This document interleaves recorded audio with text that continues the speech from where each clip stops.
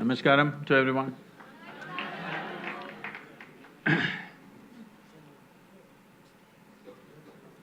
Well, when it was my time, I did not spend enough time in the university. So here I am making it up with all of you. And all of you are heavily privileged that you're in such a premier institution in the country. What a fabulous campus you have. And why this Youth and Truth? How it came about? Well, in the last 36 years,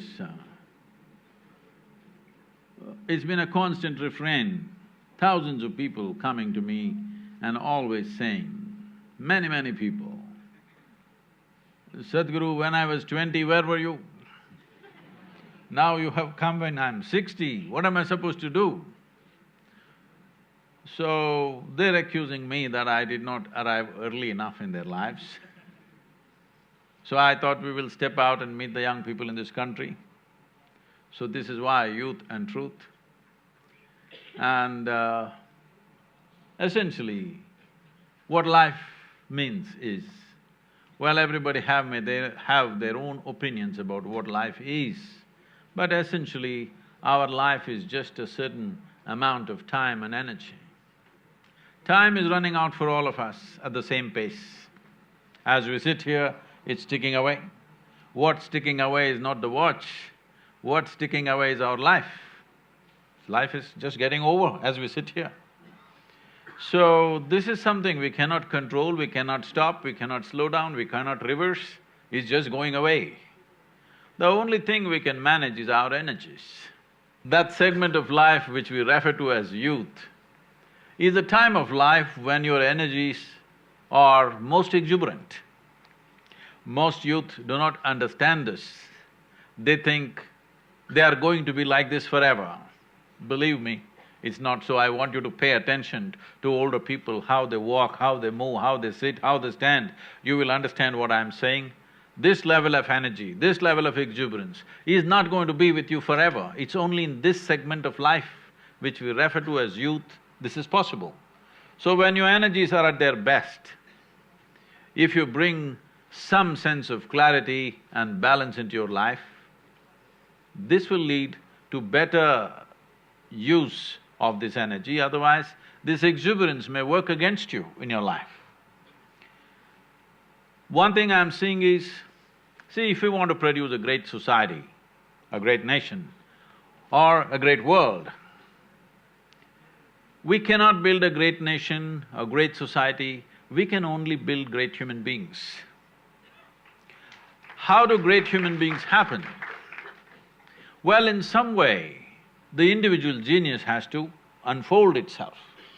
Every individual human being, irrespective of who they are, everybody has a certain genius. But my percentage, if it's wrong, please tell me in JNU. If the percentage is more or less, please tell me. But my estimate in the world is, the number of people who manage to unfold their genius on this planet are less than 1%.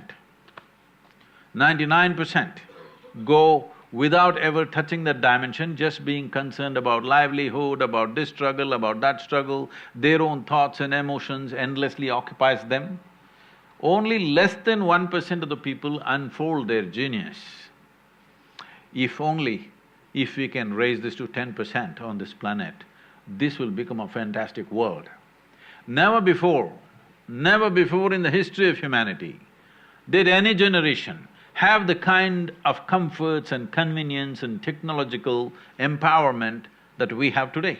Do you agree with me? Those of you who are looking at me through the phone, I'm asking you, hello. That's your third eye right now, the Samsung eye. So, we are the most empowered generation ever. But this empowerment, how is it going to unfold our lives? If we do the right things, if we know how to harness our own energies, our intelligence and our genius properly, with the kind of empowerment we have right now, we have the possibility to become the best generation ever on this planet. No other generation was this well equipped as we are. We are the first generation with this kind of empowerment.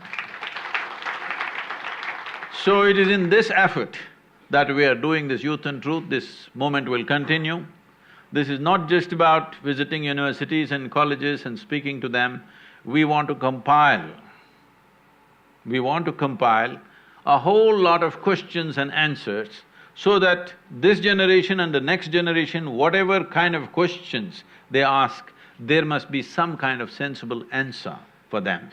So, today I'm telling the three of you to unplug and ask whatever, okay? Namaskaram, Sadhguru. On behalf of the entire JNU community, I welcome you to JNU, our very precious campus. Thank you very much. It is a sheer privilege and pleasure to have you here for the evening. It's well. Only when you speak. We have been very excited about the event, and the huge turnout of the audience manifests both the excitement and our gratitude. Especially the three moderators on the stage are overwhelmed to be here on the stage with you. We'd like to introduce ourselves to you and to the audience. I am Anima Sonkar, pursuing PhD in Russian and Central Asian Studies, School of International Studies. I am not just joyous. It was a dream come true to meet you. And it is very important for me to be an integral part of the event. Namaste Sadhguru, my name is Sundaresh. I am pursuing PhD in Zakir Hussain Center for Educational Studies. I am so happy, I have no words to express how happy I am. Hello Sadhguru, my name is Anjali Yogi. I am pursuing Oh, PhD. you're a yogi too. The another yogi. But I'm pursuing my PhD in Center for South Asian Studies at School of International Studies. And the journey from watching your YouTube videos to having an interaction with you has been very overwhelming. So, yeah. Sadhguru, if I can structure how the event will unfold tonight, we have prepared around 10 to 12 questions that we will be discussing in the panel. Then we will take up some of the questions that have come on social media, because we understand everybody cannot be on the campus. So we have chosen questions which resonates among the youth. After that, we open this house for the wonderful audience that we have for the evening. Thank you.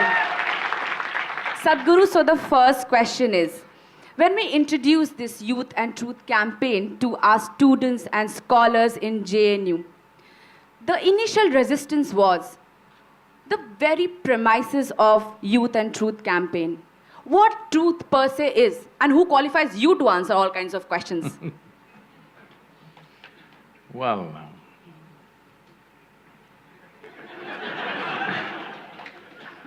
I'm glad that you're asking what is truth.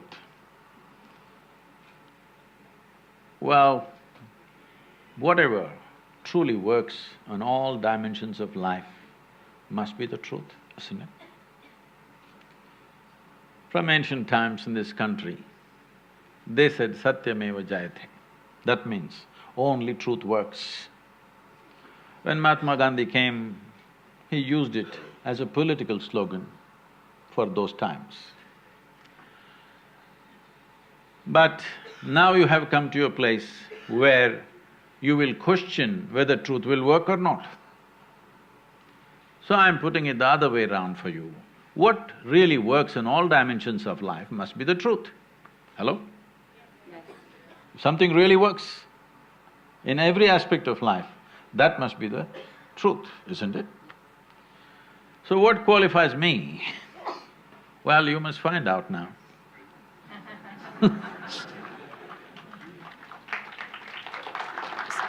Because I cannot say, I'm qualified to answer all the questions. You must find out.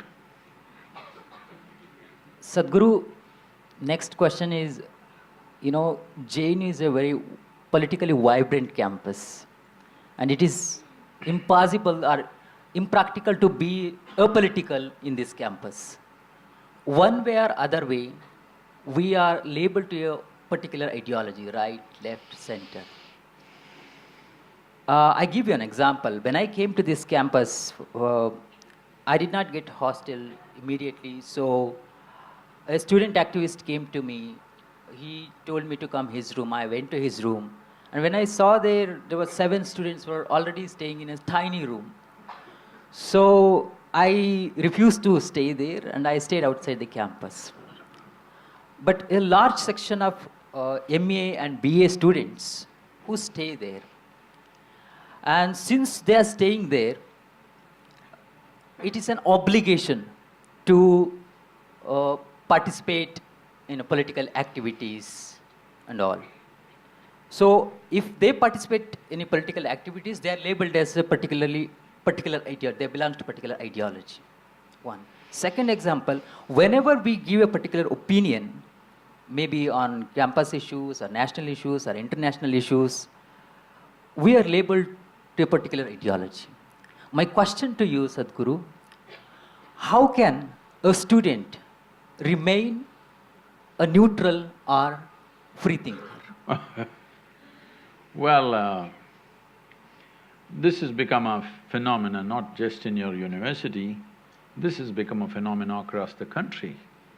If you open your mouth to say something about the nation, they will try to fix you to some ideology, even me, not just you. All the time, people are fixing me, sometimes to the left, sometimes to the right, sometimes they want to hang me in the center. I've always made it clear, my concern is people, not even nationality. My concern is just people, because I work with all kinds of people. In India, outside India, with politicians, with convicts, with tribal women, with all kinds of people, okay, with students, with everybody. My concern is a human being, life. But inevitably somebody is trying to pin you on some notice board, right board or left board or something. This is an unfortunate situation because this is the mechanics of how you destroy a democracy. That is, right now, let us say, you are committed to right, I'm committed to left, because I'm looking more left, okay?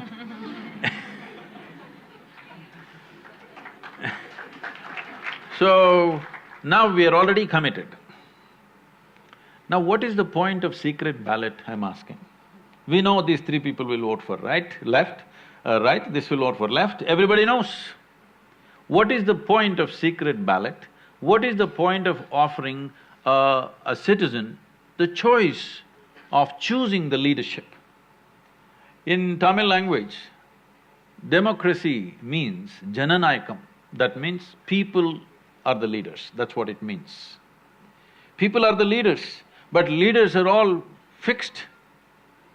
How do you make leaders out of them? How do you make a democracy work? If you want a living democracy, the most important thing is, except for a few party workers, others, the rest of the population should not be committed to any party, any ideology. We give somebody a 5-year chance, if they do well, we give them one more chance, if they don't do well, we bring somebody else. This is how it should be. But unfortunately, this has become a worldwide phenomena. In United States, it was worse. I thought I was proudly speaking in United States, we have a living democracy. But now in the last 5 years, I've just kept quiet about Indian living democracy because we have also become the same thing. It's like this. A veteran Republican leader was dying, he was on his deathbed. Then on his deathbed, he requested, I want to join the Democratic Party. People said, not you. You've been a Republican all your life, so was your father and your grandfather. All were Republicans and now on your deathbed you want to become a Democrat? He said, yes, I want to become a Democrat. They said, why? He said, I would rather have one of them dying.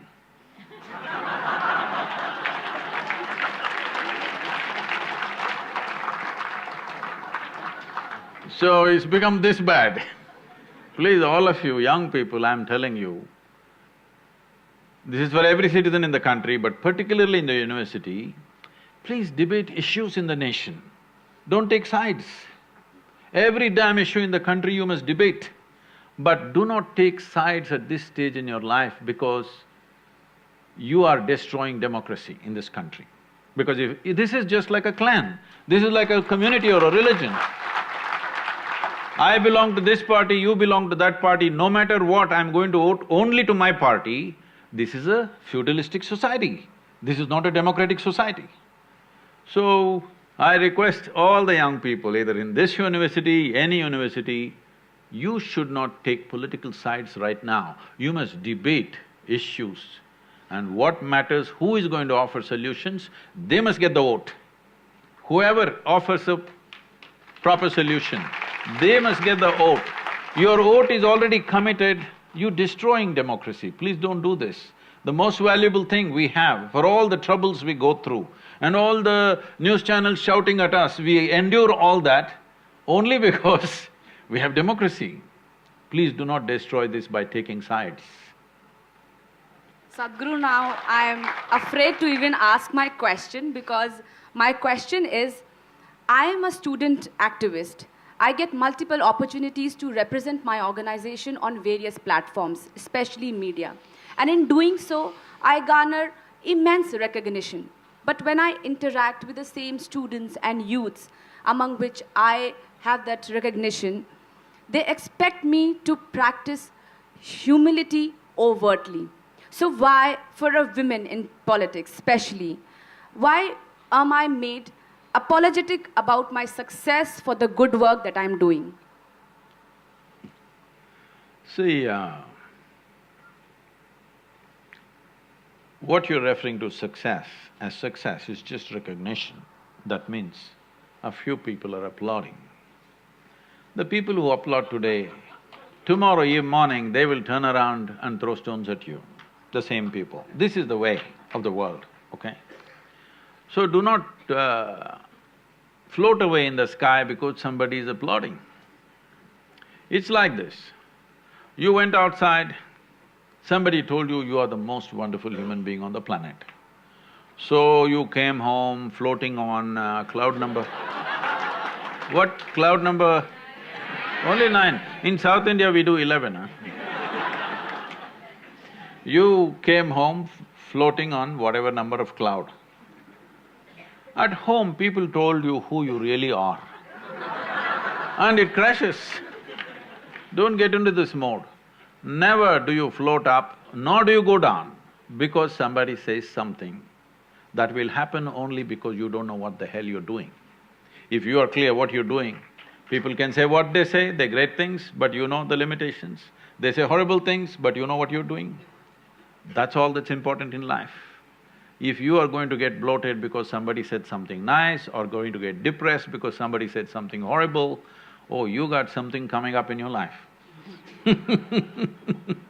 You can't take up any great responsibility because if you are going to be affected by what somebody is saying, either positive or negative things about you, you will always limit your life because if you step out, obviously so many people will say so many things. There is nothing that people don't accuse me of, just about everything in the universe. What a man can do and cannot do, everything. But as long as you know what you're doing, it doesn't matter. Sadhguru, we would like to little further this question here. Though it is a dangerous question to be asked in Question is never dangerous, it's only the answer. The campus is little dangerous maybe. No, it's only the answer. You're trying to put me in danger, that's fine with me. The VC said the campus is wonderful. So, as a student… Can you give a little volume, please? So when I entered in the university as a student, I used to think why to enter in politics, just make my career and leave the university. So I had this careerist orientation in life. What you think about, is studentship and politics, is it a good mix? Do you think overall, is it a good mix? See, let's understand the word politics. Unfortunately, today in this country, if I say they're doing politics, that means they're doing something nasty. Unfortunate. Politics means, that means you're into policy making. That's what politics is supposed to be. A politician means somebody who is engaged in policy making. Policy making, is it vital for the making of a nation or no? Is it vital or no? So, first of all, take away the negative connotation of the word politics. So if you are doing politics as a nasty way of doing things with people, definitely you must stop it. But if you are looking how to understand, how to set a policy, maybe you will not become a politician in future, we don't know. But every young person should know how a policy should be made, how solution should be found for a society or a nation. Everybody should think about it. Otherwise, we have become an irresponsible citizenry where we don't even go and vote because we don't know what the hell it is. We think politics means corruption, we think politics means doing something nasty to each other. No, politics means learning to set policies. Setting policies means arriving at something that works for everybody, or at least the maximum number of people, if not for everybody. In a nation or in the world, setting a policy means arriving at a certain framework so that it works for all of us. Isn't this important? Whether you're going to run a two-member family or four-member family, or run a small business, or an institution, or a nation, is this not important? You understand how to set a framework which works for all people concerned. Is it not important? Yes. Whatever you may do, future. We want little clarification on this. So Sadhguru, in your one of the earlier videos, you have mentioned of having those leftist orientations. You have been involved in putting posters, and you have been in that league of attending attending meetings late in the night and putting posters and all that. But when we were interacting with the students in the campus, we found out that there is this dominant perception about Sadhguru being right-wing. Though you have tried to explain it earlier as well, but this… No, right? But this… Only right arm. But Sadhguru, this perception is because you have supported government earlier on the issue of demonetization, then later on having no bomb blast occurred in the country. So is Sadhguru… has Sadhguru turned right-wing now? Is it… See, right now, we are working with the Tamil Nadu government, which you know is AIDMK. Nobody knows which wing it is.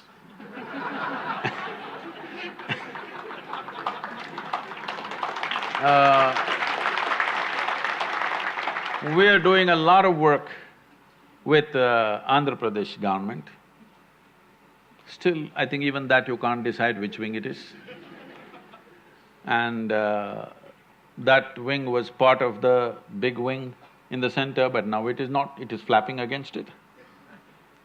Now we are working in Kerala, which is left wing, and we are working with the central government. If you want to call it right wing, you can call it right wing. I'm saying, what is this problem with the government? Government means, in a democratic country, it's people's choice, isn't it? Now I don't respect people's choice, I respect only my choice. I think you're a nutcase. You're fanatical. You're fanatical about your own beliefs. I don't belong to any wing, but when people elect, whether I agree with it or I don't agree with it, personally, whether I agree or I do not agree with it, I will bow down to people's will, because that's what democracy means. Now, the significance of democracy is just this. Why can't we have… well, you mentioned about my… say that I was only 14, okay? Please pardon me. Young blood, that time. Even now… But then you are putting… even now young. Sadhguru, you are putting it as it was your mistake. You were No, just I did 14. not say it's my mistake. It is just that I am telling you, This is 70s. 1967, Che passed away. You don't understand at that time, Che was like… he was like our elder brother, he died. And how he was killed, those stories spread everywhere. And there's a lot of emotion in all of us. Even today I see people wearing Che's t-shirt and going. Most probably, a whole lot of them don't know who he is, they think he's Bob Marley or something. So, at that time, it's like our elder brother was killed in Bolivia. And at that time, the nation was in a state where it looked like there's not going to be any solution in this country at that time. So we thought, we and a whole lot of other people believed, unless there's an armed revolution, there is no way out for this country. And even in school, there were teachers who were giving us talks. And everywhere there was Russian literature and we read and read, we devoured Russian literature and it all made sense. And I'm always angry. You can't believe this. But I'm always angry because everywhere I see injustice. In home, on the street, everywhere in politics and religion, any damn place I see only injustice and injustice and injustice. So I am all the time 24 hours angry about something.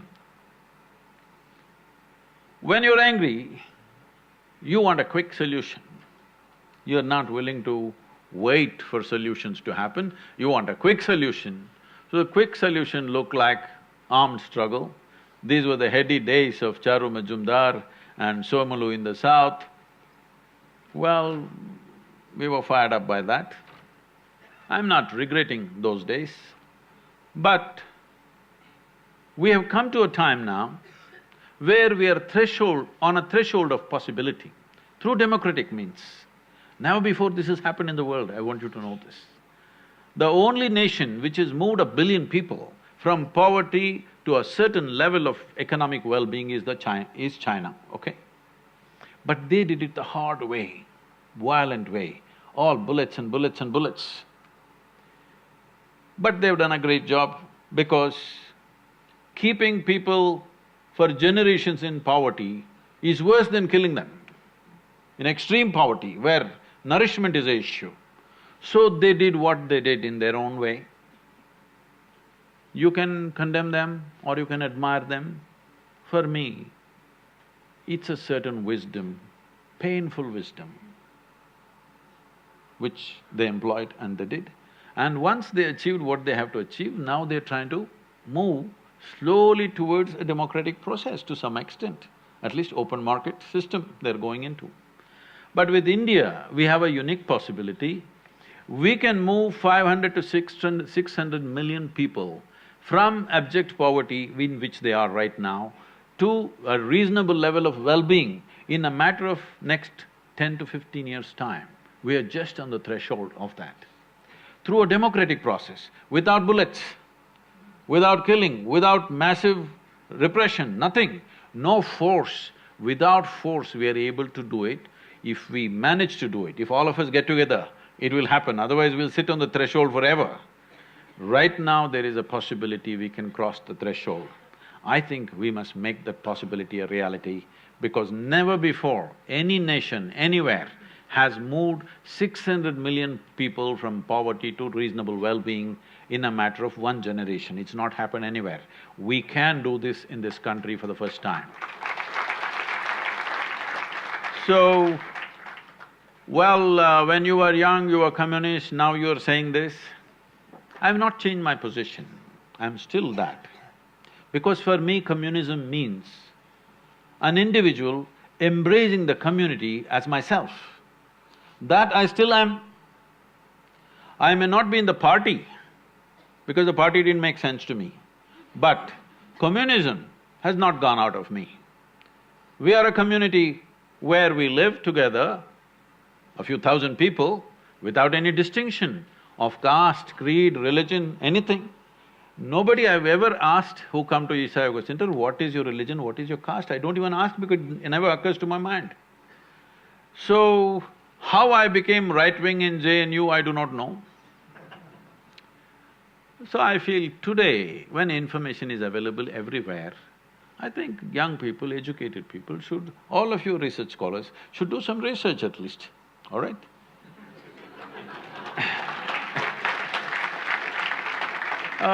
Just making wild conclusions about somebody whom you have not even met, this I've seen everywhere, especially in this country.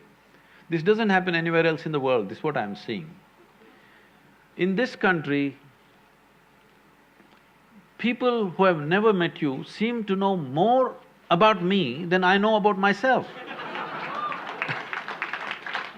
Those who have never seen me, those who have never met me, those who have never spoken to me, they know more about me than I know about my own life. I think you must give them a PhD because there's such a imaginative research they are doing. So I'm working with governments. I will always work, let everybody know this. Whichever government gets elected, because I bow down to the people's will. My opinion is not bigger. My opinion is not bigger than the people's will of this nation, always. Sadhguru, even if we buy this argument, there's a predominant conception that there is some leaning towards the right. Because, like, this is… Did you feel this is high time? This is high time to galvanize votes for 2019, that the Youth and Truth campaign? See…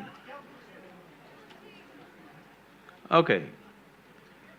See, if I give a call, I don't have to go university to university. If I give a call, any party will get substantial vote, okay? But I will tell you this, my daughter comes and asks me, which party should I vote? I won't tell her. I tell her, you need to think. She is an artist. So I tell her, you need to think, what's good for you and people around you? Maybe not good for me, it doesn't matter. What's good for you and people around you, for your community of artists, whatever, you must vote for that party, not what I say. In the… in the yoga center and everywhere I go, people ask, Sadhguru, whom should I vote for? I said, I will not take the step of destroying democracy. Because if I give a call and let's say 10 million people vote, have you not destroyed democracy? You have turned a democracy into a feudalistic process, that one leader gives a call, so everybody blindly will vote for something. This is what you're trying to change. People are voting on the basis of religion, caste, creed and all kinds of rubbish. This is what needs to change. Only when individual people think for themselves and vote every time fresh, not committed to even a party, only then democracy will stay alive. This is the most precious thing we have, because what is precious about a democracy is power can shift without bloodletting. Never in the history of humanity such things have happened. Even if power has to change in a family, somebody will bleed. Yes or no? This is how it's been. But for the first time in the last 100 years or 150 years, we are able to change leadership without bloodletting. Do not underestimate that. Do not ever underestimate that. Sadhguru, let us move from politics to research. Oh. So, JNU is well known for research, and there are 8,000 students on this campus. More than 50% of students are in research. No, 5,200 are in research. I've done some research.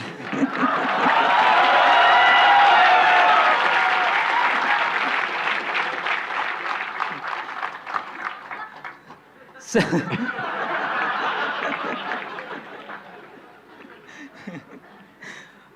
okay. Sadhguru,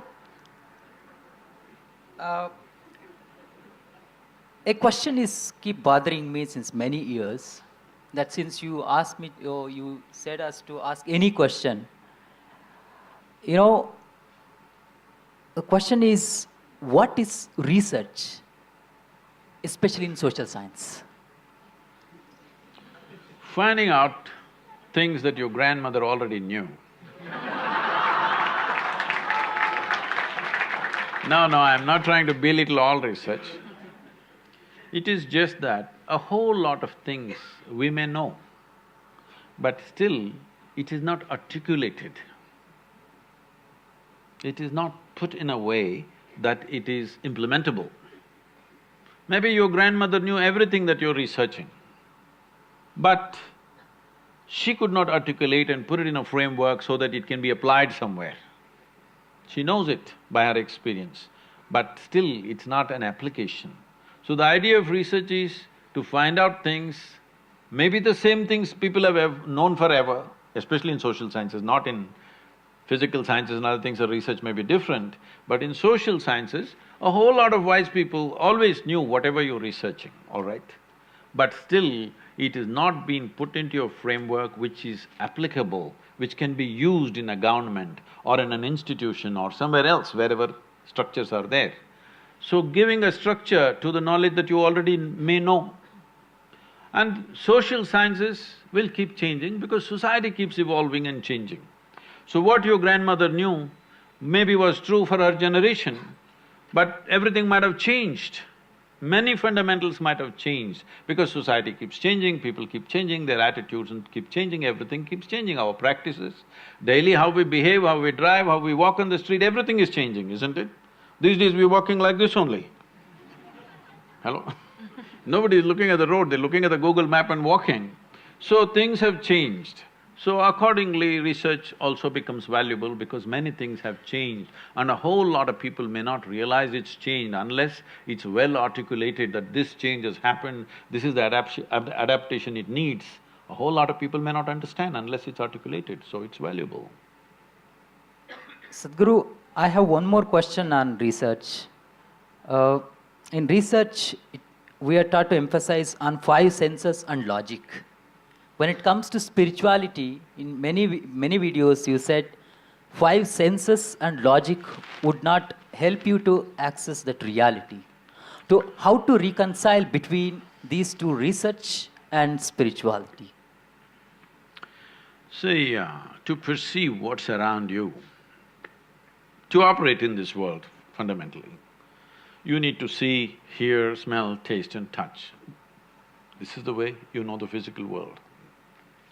So the instruments that you use for physical world may not be useful for seeing or perceiving another dimension of life.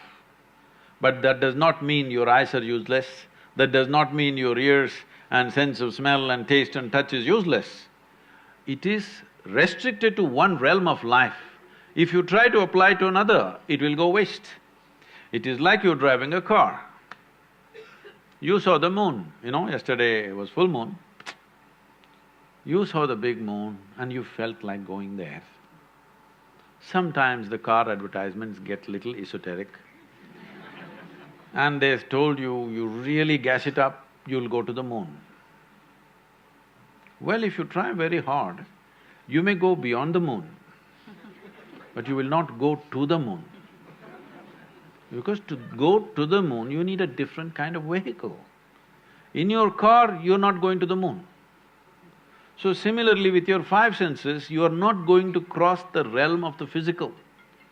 5 senses are designed only to perceive the physical nature. Your social sciences are physical nature around you, you better sharpen your 5 senses, it's very important that everybody does not see, they may have the same 20/20 vision, but everybody does not see what one person sees, isn't it, in the same given situation? Is it so or no? Everybody does not hear everything that another person hears. Hearing may be normal, but keenness of attention will make a huge difference. What you see, what you hear, how you see, how keenly you perceive things is not just because of your eyes, ears and nose and whatever. It needs a keenness of perception. For that, you need a heightened level of attention. That is what you must practice in research, not try to transcend 5 senses because then you won't see the society, you will see something else. Sadhguru, another very important concept which is very important in this campus is of feminism. And in one of your earlier videos, you have said that feminists are just desperately trying to be men. No, you're going by other people's comments, not mine. Uh, You're going by some Delhi lawyers making some stupid comments, okay? But still, Sadhguru, what is your idea of it? How would you see it? First of all, a man and a woman are not two different species. We need to understand that till, let's say 50 years ago or 100 years ago, till technologies came, there were certain things in life that only a man could do because everything work on this planet were essentially done by man's muscle. Yes? Everything by human muscle, mainly man's muscle. Women took to those kind of activities where muscle is not the main investment, there are other aspects to life, they took to that naturally. So that's how the world was running. Today, women are out and doing many things not because of liberalism, not because of feminism, simply because of technology. Technology has devalued… Oh, it's a bad word to use, huh? Technology has devalued brawn. Only brain power matters now. Still it matters in India, even if you want to get onto your bus in India, you need some muscle okay? But if technology, as it gets very all-pervading in every aspect of our life, you will come to a place where you don't have to think who is a man, who is a woman. Why should you think? Right now I'm talking to you, what does it matter to me whether you're a man or a woman, I'm asking. Only in certain relationships, in certain spaces, being a male or a female is relevant, isn't it? For you to do your research, what does it matter whether you're a man or a woman? If you have a few brain cells working, you can do it, right? So, this thing about excessively trying to separate male and female as if they're two separate species is a wrong way to approach. This is happening in reaction to exploitative situations which have existed in the past. But even these exploitative situations are… it is true to some extent, to a large extent it is true, let me say this, but it is not absolutely true.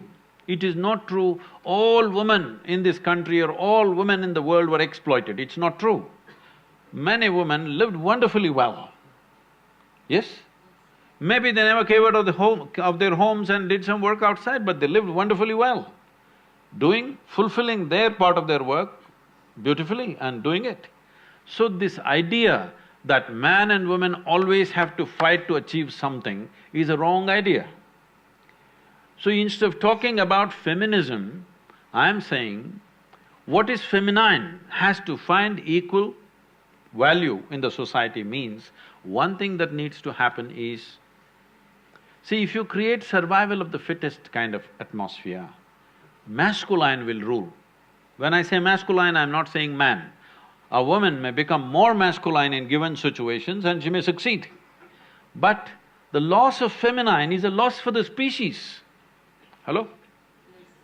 If we lose everything that's feminine, everything that's gentle, everything that's beautiful is lost simply because we have created a crude society where unless you're like this, you can't win. You're destroying the species. The beauty of feminine is gone, then men will wonder why the hell are they alive after some time. Yes, it will come. So for any wonderful society to happen, it's very important we create an ecosystem where both masculine and feminine can function.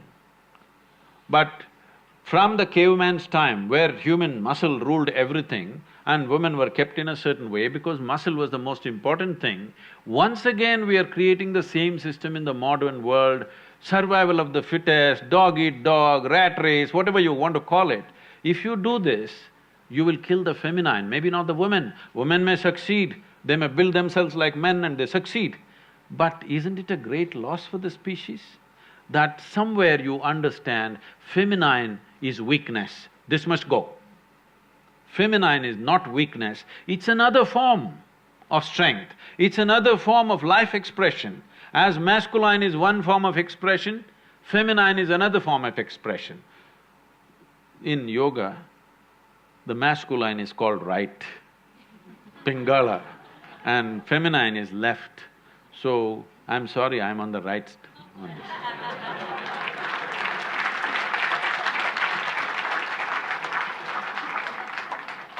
But we are on equal terms, 2 and 2, huh? It's okay. Surely, Sadhguru. Sadhguru, we as students stay away from our homes, from the familial, emotional comforts.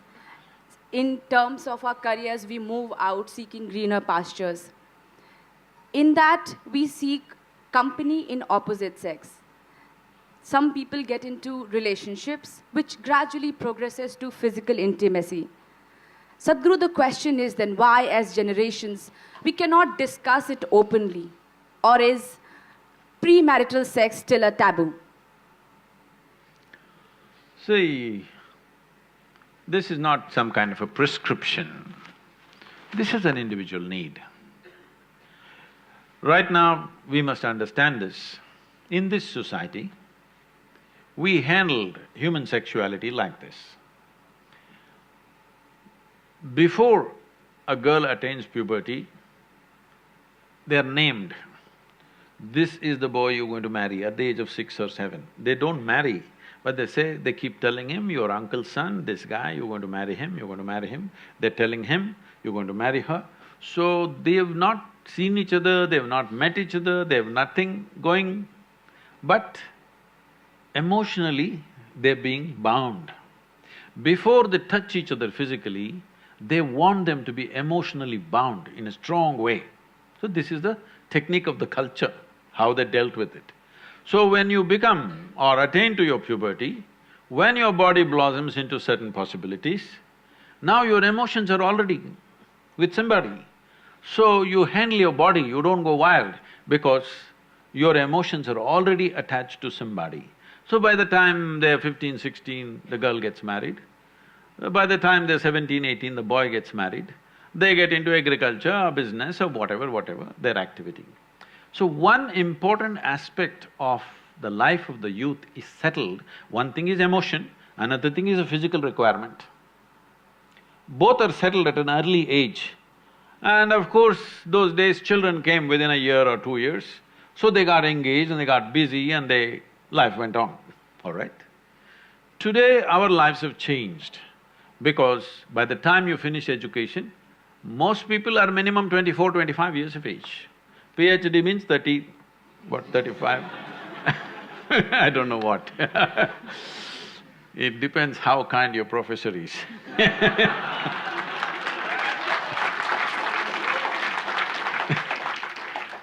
So, let us say average education time is 25 years of age. By the time they get employment and settle down somewhere to reasonable financial security, 30 years of time, all right? The peak of human hormonal function is between 15 to 30. You're not teaching people some ascetic way to live. You're not giving them some sadhana that they're transforming their energy into some other possibility and attaining to something else. There is no such thing. And there's close proximity with the opposite sex. If you don't want to address it, then you will create an unhealthy society, very unhealthy society, which unfortunately is finding expression in violent ways in our society because we've not addressed the fundamental needs of a human being. First thing is nourishment. If nourishment is taken care of, you must understand, nourishment is survival. Once survival is taken care of, naturally the species, this is not even individual, the species that you are is longing to reproduce. This is how it's built. It's longing to reproduce because this is survival of the species. If people don't reproduce, there is not going to be human race, isn't it? So, your body and your mind plays many tricks and how when you look at somebody, you suddenly think they're the most beautiful, suddenly you think they're the most fantastic, you will discover later many things. But initially, everything is clouded. See, I'm telling you, let's say you are 10, 12 years of age, you looked at people, they're quite normal. Suddenly you became 14. Every little bump on somebody's body is a world by itself. Simply because your hormones begin to influence everything. In a way, your intelligence is hijacked by your hormones. Now, this is not to be judged as bad or good, this is a natural process. There may be a few people who will go beyond that. It's fantastic for them if they can go beyond that. They're not compulsive about it, they went beyond it, fantastic for that person. But you expect the whole society to go beyond it, you're just stupid. Such a thing doesn't happen. So, definitely the debate of when and how sexuality should happen has to come in. But now, we are still having a certain cultural aspects to us that we are an emotional lot. We are still an emotional lot. People suffer immensely when things happen without the needed emotions. A whole lot of people at least. There may be a few people who are above that, but a whole lot of people suffer. So, for our country, for our society, how to deal with this without causing a major disruption in the social structure is something that we must debate. You must do research on it, how to do it. Sadhguru, though I get a little hint of the answer of my question from your elaboration, but still I will ask it. I had this belief, or in fact maybe I was made to believe this whole concept of one life, one partner. But now when I see or observe, the whole monogamous relationships do not seem to be existing anymore. The whole idea of it is gone. What do you think about it? It's not gone, maybe in JNU it's gone.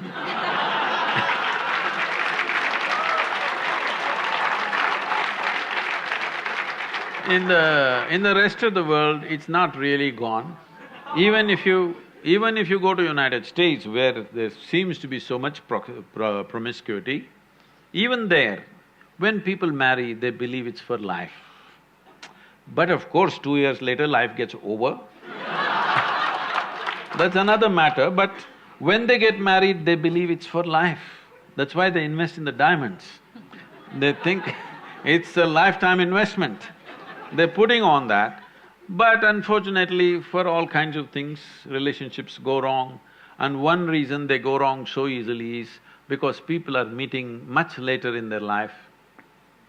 See, when people met much younger, when their personalities were not concretized, they met early, 17, 18, then two people became like one person very easily. Now they're meeting at 30. Now both are concretized, two concrete blocks.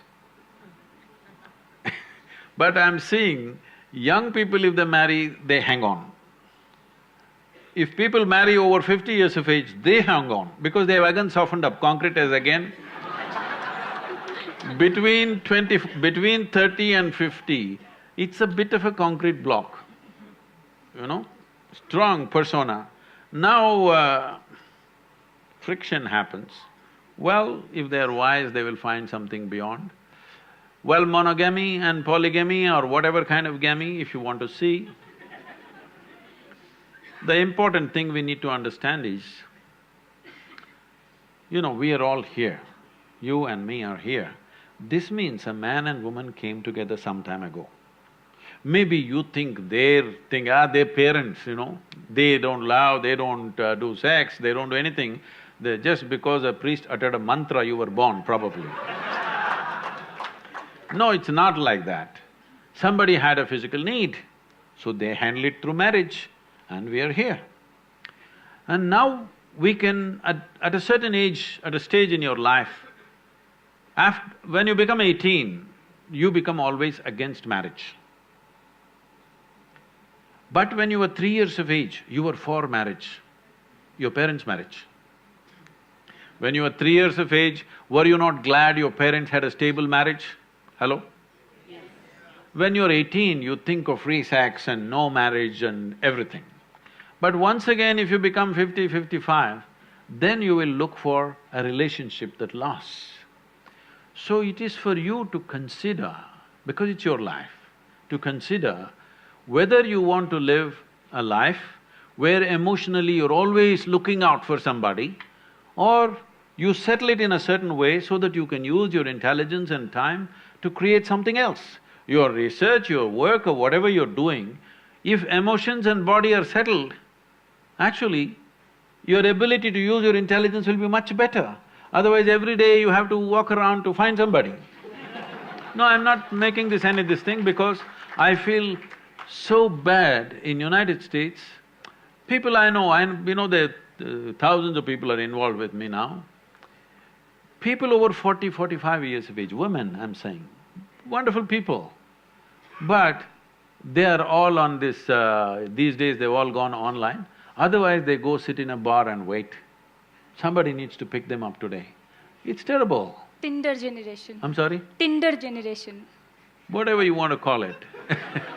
But I think it's so pathetic when a woman at 45 should have been loved and respected in a proper atmosphere. Now she's sitting there looking for some strange guy to come her way and she's going to make the judgment in the next 10 minutes when he buys her a drink or a dinner or something. This is tragic. This is tragic that you will end up without any sense of dignity. This doesn't mean everybody will go that way, but you must think of the larger well-being. Before you break a social structure, you must think whether we can replace it with a better structure. At any point in our life, let everybody understand this, whether it's a social structure or a political structure or a psychological setup in the society, whatever, before we break it, we must think through whether we have a better alternative system. Without an alternative system, if you break the existing damn thing that's working reasonably well, then it'll go crazy. Sadhguru, thank you so much for the elaboration. It was extremely valuable and precious for us. The different reflections that you had on the various aspects of life that came up in our questions and also in your answers. Before we open this house for the wonderful audience tonight, we'd like to take up some social media questions. And the first question is by Aniket Divadkar. He says, "Hi Guruji, in recent days I came across several contents about Illuminati, secret society, who are ruling our whole world using media, finance network and pharma politics. Even many leaders, Gurujis and priests are under their control. Your answer on this?" Not me. But you have to still answer the question. I will, but I'm saying I'm not under that control. I agree. Say, I think you're reading Dan Brown. You mean Aniket? Huh?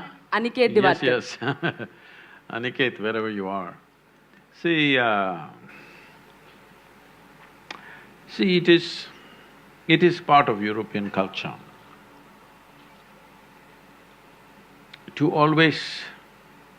well, we are also imbibing it these days quite a bit.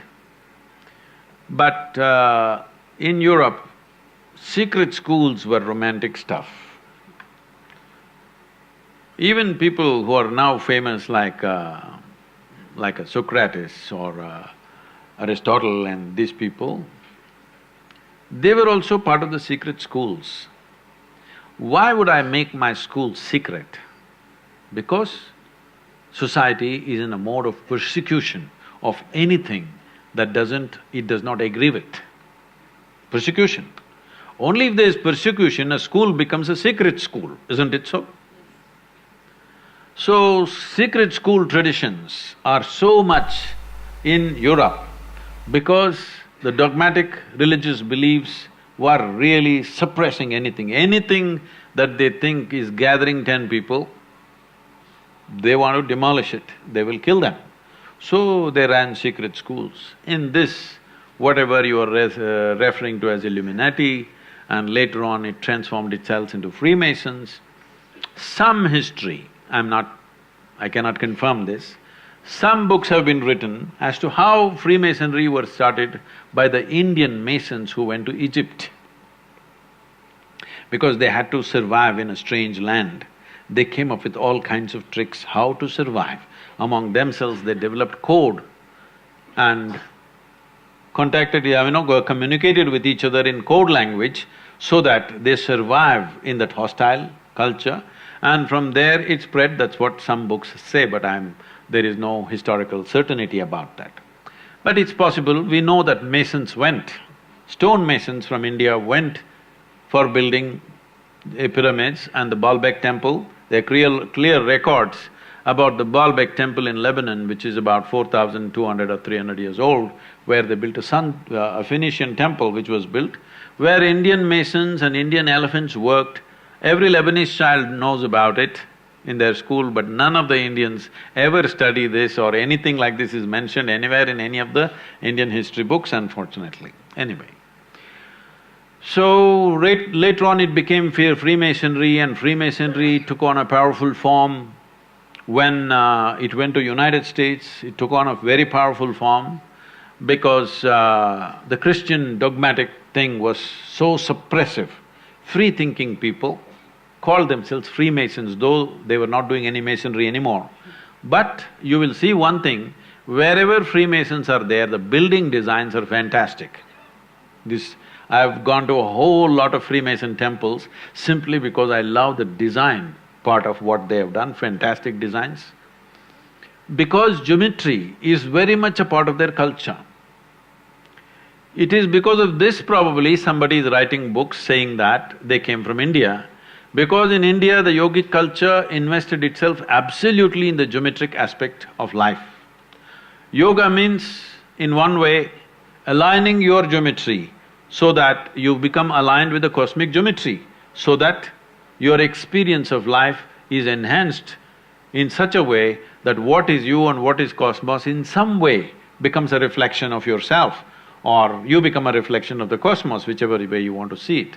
So because wherever we see an extreme sense of geometry, then we think yogis must have been here, because this level of geometry doesn't come unless you are into an internal process in ancient times. Now, of course, people are studying geometry at a different level outside, but otherwise, at that time, the only way you could understand geometry so complex was studying your own structure, how this body is made, and observing the planets and astronomical phenomena.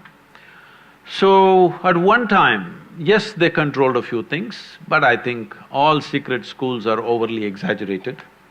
And don't worry, Aniket, what's his name? Aniket, don't worry, they're not controlling anything much these days. Donald Trump is controlling a lot of things. Sadhguru, second question from social media. Aryan Sen asking this question. How important is a man's semen for physical, mental and spiritual well-being? Can wasting our semen damage us spiritually? Well, you know, semen is the basis of your physical existence, whether you're a man or a woman. You have come into existence because that is 50% of the ingredient. Yes? Well, we have skin, we have epithelial cells, we have hair, we have many other aspects of body, you know, heart, liver, kidney, so many things. All these cells are of a certain potency in their own way. But semen is of an extraordinary level of potency, it can create a whole new life. Well, today you can take an epithelial cell and do a lot of things in a laboratory and maybe we can clone you, all right? So the potential is here also, but it is not in the same dynamics as it is in a cell, which you're referring to as semen. So in the yogic culture, this is called as virya. Virya also refers to what you call as vajra, which means stability, or diamond, which is the hardest thing. So in the human body, virya is considered to be like vajra. That means it is one of the most potent things if you know how to use it. Well, how to use it means you can use it to produce a child, that's one thing. Well, if this question is coming because you are using it to spill it on the JNU bed sheets, okay? If that's how you're using it, well, that's your compulsion, you're doing whatever you're doing. This is not something to be judged morally, That's not the point, it's a question of what is the level of compulsion that one has. But anything in this body, can it be transformed into a different level of function? Absolutely.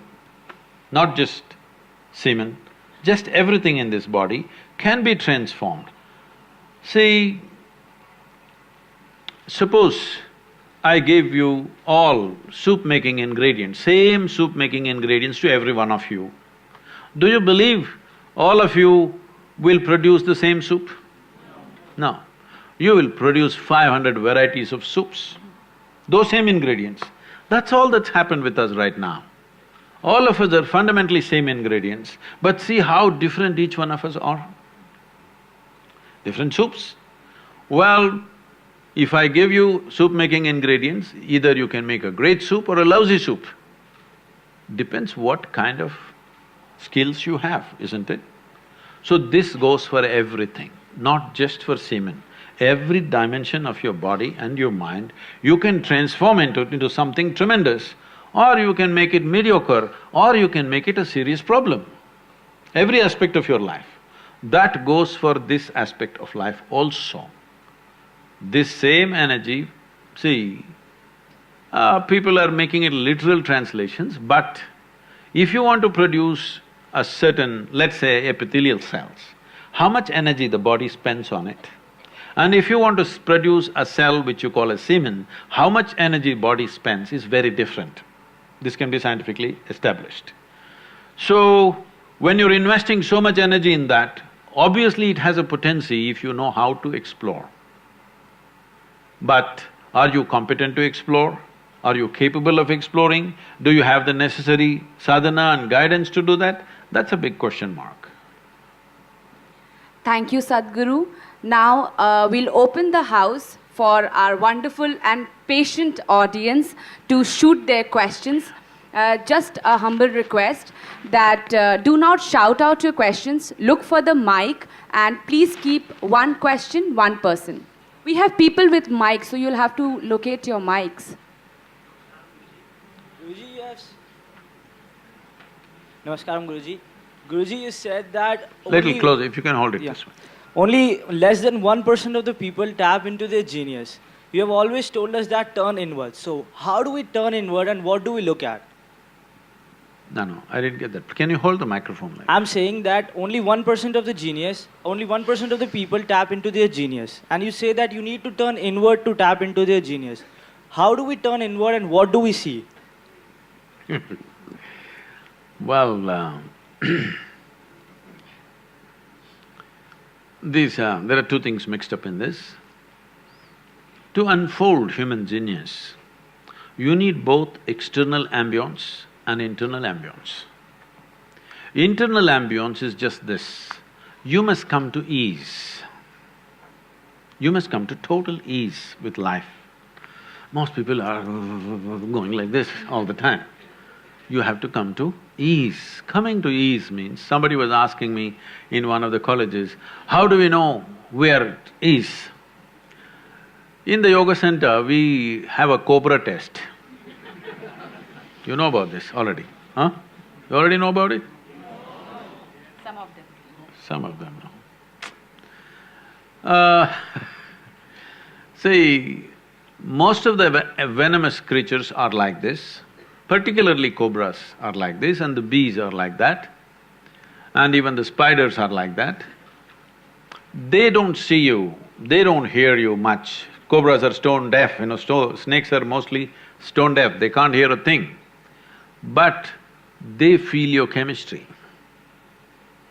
If you go into the forest and just pick up a cobra like this, not holding by the head and all that, simply like this, he will simply come without any reaction.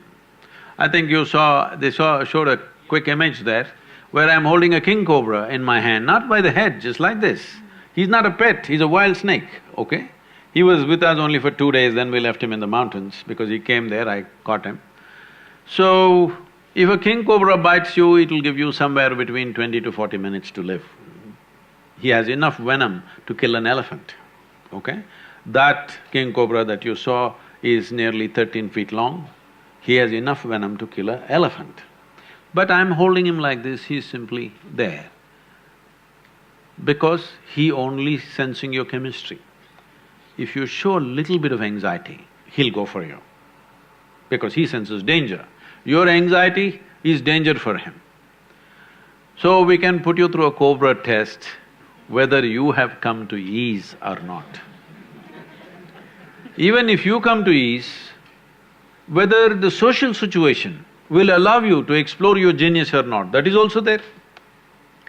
When you have a very dogmatic social structure around you, when you have very dogmatic religions around you, then they won't allow you to explore your genius. They will make sure that you stick to the norms that they've established.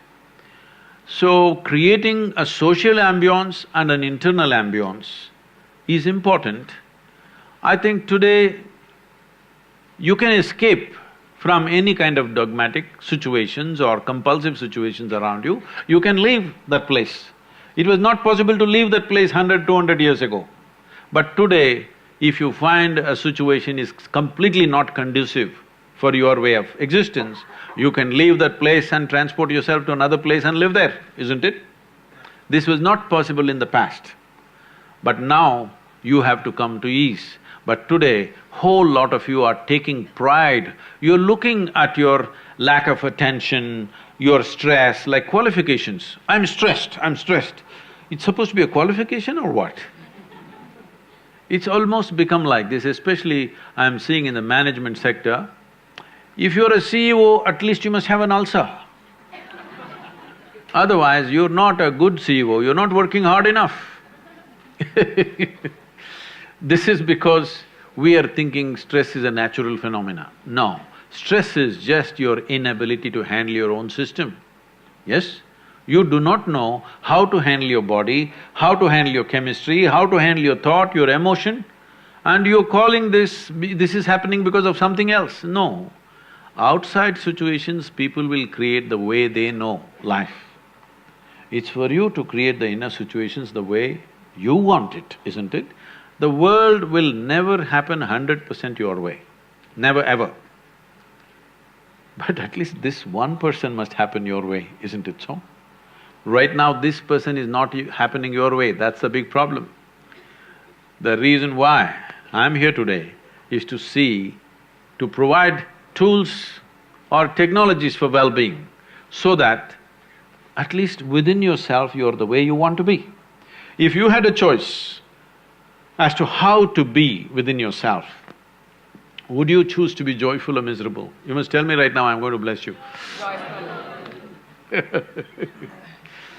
Choice for yourself is very clear, isn't it? If there is a choice between pleasantness and unpleasantness, you want pleasantness for yourself. What you want for your neighbor may be debatable. But what you want for yourself is 100% clear. Coming to ease, there are many ways. This question can be asked, ease means people will say peace. This happened, can I tell you a joke? Yes. Are you okay? Because many of you looking so serious, I'm wondering. In JNU, there are jokes or only serious? Hello? All the time, jokes. Okay. So, Shankaran Pillai was an abusive husband. He was always abusing his wife, sometimes physical abuse, sometimes sexual abuse, sometimes verbal abuse on a daily basis, everything. But the wife was always just calm, undisturbed. One day he freaked on her, but she was undisturbed. Then he asked, how do you do this? I'm abusing you. Every day I say something nasty, some days I do something nasty to you, but I've never seen you throwing up. You're always peaceful. How do you do it? She said, I clean the toilet. What? If I abuse you, you clean the toilet? She says, yes. If you abuse me, I clean the toilet. When I physically abuse you, she said, I will clean 2 toilets. If I sexually abuse you, she said, I'll clean all the toilets in the house. But cleaning a toilet, how does it keep you peaceful? She said, I use your toothbrush.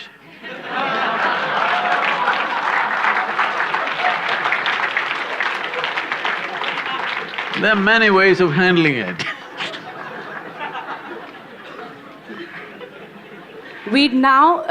There are hundreds of students outside the auditorium, so we'll now take up a question from outside. Hello, sir. My name is Mohammad Akmal, and I'm a student of JNU. My question to you is that, I have some other question in my mind, but right now my question is that you said when you were in United States, you always said there that India is the biggest living democracy. But now after 4 years, you have stopped saying this. What made you to stop saying this thing now? Why you have stopped saying this, that now we are not the biggest living democracy? No, I think you're taking 4 years literally not because of these 4 years. I am seeing we are also getting organized like United States. Either I am a Republican or a Democrat.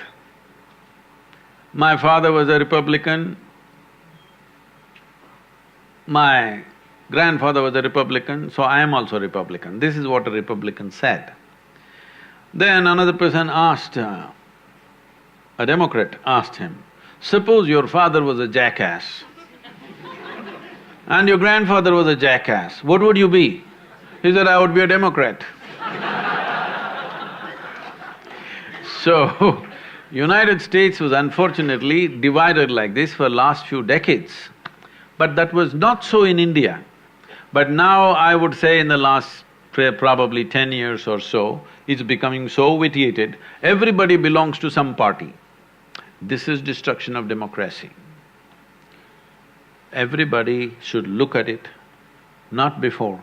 3 months before election, you should start evaluating, what have these people done? Have they done something for the nation? Have they not done something for the nation? Should you give them another chance or should you not give them another chance? Is something that you must evaluate just before election, not right through the 5 years. There's no sense to that. You must evaluate according to your intelligence. Today there's information, all right? There is enough information. Using that information according to your intelligence, not driven by your peers, not driven by your party, not driven by your father or grandfather who was a jackass, by your intelligence, according to your understanding, you must vote. Only then this franchise has some meaning. This is why secret ballot. Already we decided this is right, this is left. What is the point of voting? We already know we can just count you straight away. The entire exercise of election, it is one of the largest phenomena on the planet, Indian election process. It's a phenomenal and fantastic process. It reaches the remotest village in the country and it's reasonably organized, believe me. In spite of all the chaos, it is pretty well organized. And what is the point if well beforehand, 5 years ago itself I am determined which party I am going to vote to, what is the point of this exercise? What is the point of a secret ballot? The idea is nobody should know who you voted for, isn't it? It's very important if you want to keep democracy. Sadhguru looks in complete mood to continue this conversation. However, we are running very low on time, so probably we'll take just one more question from the audience and we close the event. Hello, Sadhguru. My name is Tamanna. Little louder, please. My question to you is, we see quite a generation gap between our generation and our parents' generation, and it sometimes so happens that Hey, no, not me, no gap between you and me. I'm much younger than you. It sometimes so happens that we want something out of our life and they don't necessarily agree with it and we end up in a conflict. And we sometimes even curb our desires just to see them happy. So how do we deal with that conflict? See, please sit down, thank you. This is not a problem with your generation. This is a problem, unfortunately, with every generation. I think it's very silly that every generation has the same problem. If we are in a learning mode, at least we must have a new problem, isn't it? Every generation has the same problem. Though they were also youth just 25, 30 years ago, somehow they suddenly act like they landed, just like as they are today. So, because your parents are not here, I can't talk to them, so we'll talk to you. If you want to craft your life the way you want, and what you want, if it's not in concurrence with your parents or the society in which you live in or the university in which you're studying, it can happen. What you choose may not be in line not only with your parents' choices, may not be in line with your peers' choices, may not be in line with the institution's choices, may not be in line with the society in which you live. So if you want to do your own thing, you must understand there will be a price to pay. Only thing you're complaining about is how to have what I want without paying a price. There is no such life. If you want to do what you want, and if what you want is not in line with the larger interests of what is around you, then they will make you pay a price. If what you want means so much to you, you must pay the price. But if you find the price is too much for what little you want to do, you will step back naturally. It is like going to the market, you know. You went and want to buy a few flowers, that guy says 2,000 bucks for flowers. You say, no, I want flowers, but no, because he's asking too big a price. This is so with every step in our life. When we want to do something, there will be a price attached to it. We must evaluate, do I want to pay this price? What I want, does it mean so much to me that I'm willing to pay this price? Or I'm not willing to pay this price. This is individual. There is no standard treatment for everybody. This is individual. Some people want it so badly, they're willing to pay any price. For some people, it's a passing interest, so they will drop it and they'll go on. There's nothing wrong with both. Both are fine. The questions are interesting and intriguing. So we'll ask You didn't Sadhguru… say anything about the answers, huh?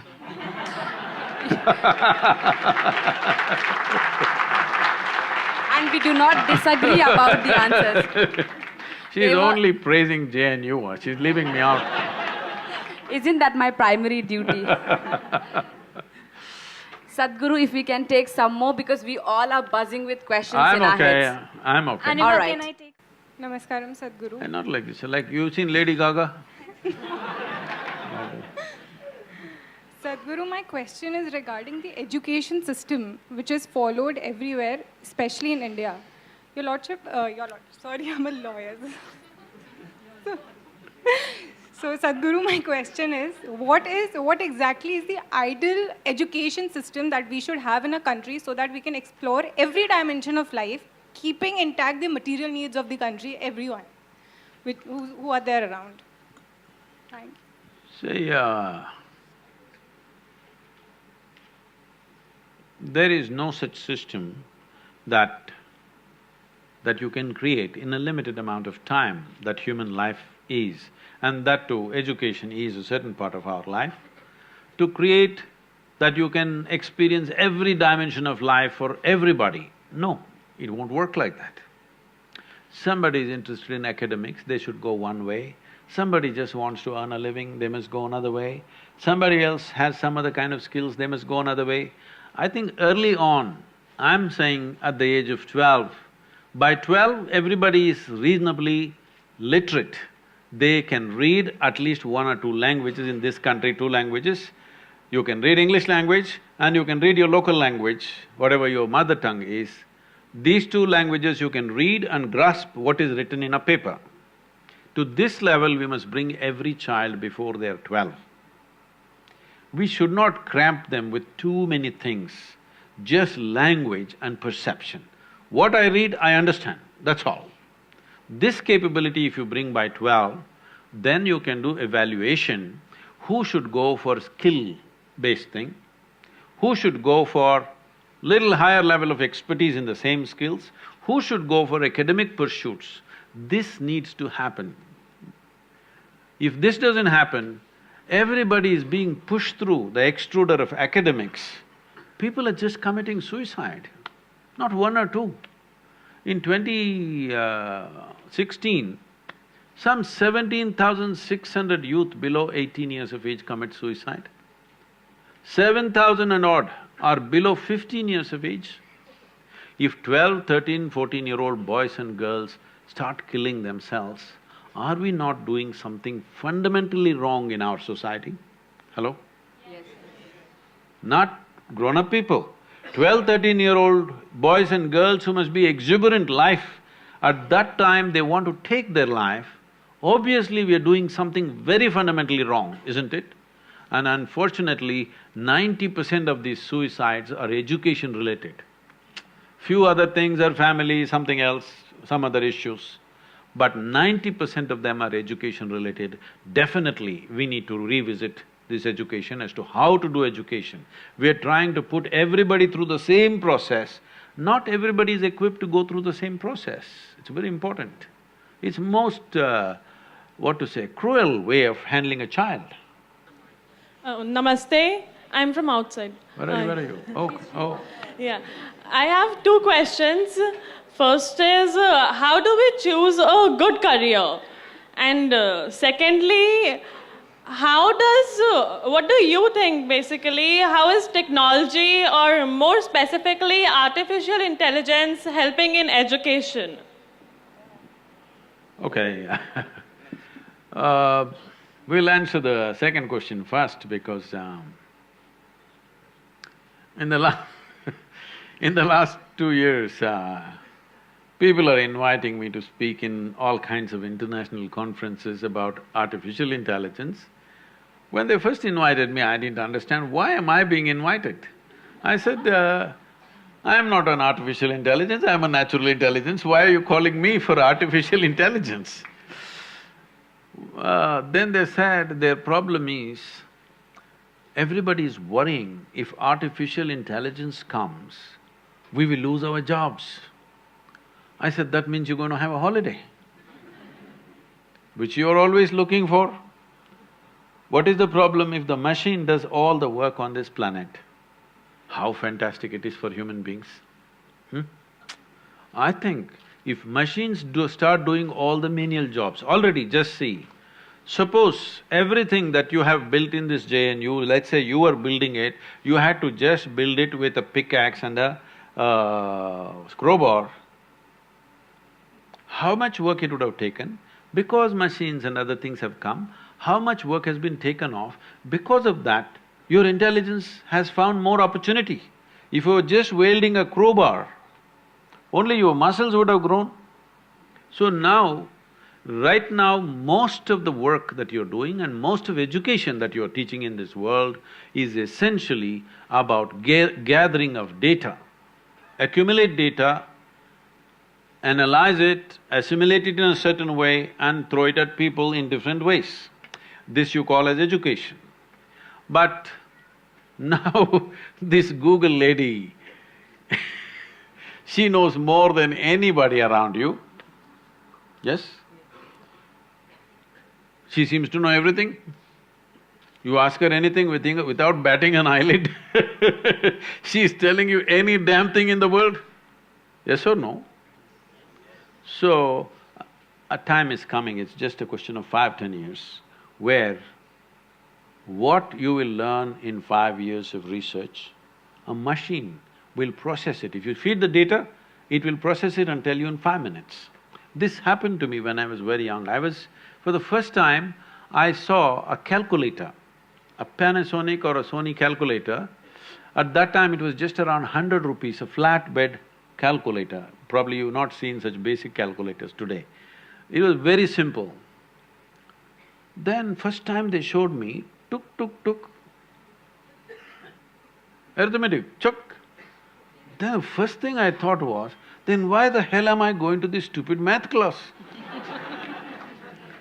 If this damn machine can add for me, multiply for me, divide for me, cos theta, sin theta, everything, why the hell are they torturing me with this. I said, just give me this one thing, I won't come to the math class. I'll give you all the answers you want. Give me any problem, I'll give you the answer.